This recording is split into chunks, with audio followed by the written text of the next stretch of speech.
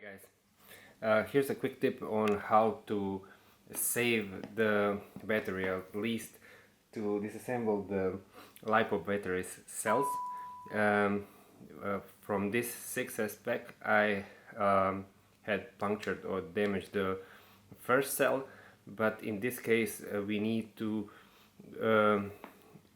get rid of these two cells and make this 4S pack, and we need to cut here on these tabs joining two cells together.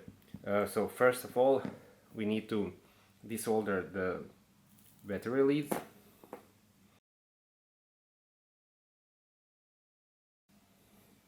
So once desoldered, we need to separate the cells. We need to remove. They're simply glued together with double-sided tape.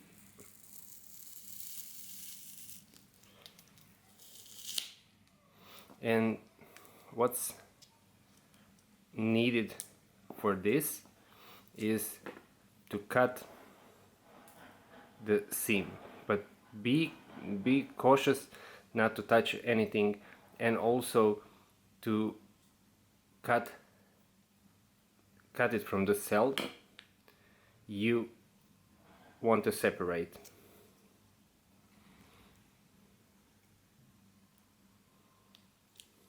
So we removed these two cells, and now you can simply solder the pad here, make and replace of course the balance plug. But now if you solder this here together, you will get the 4S pack. Or if you have cells that are good, you can simply do the same process with the other cells that are good, and be careful.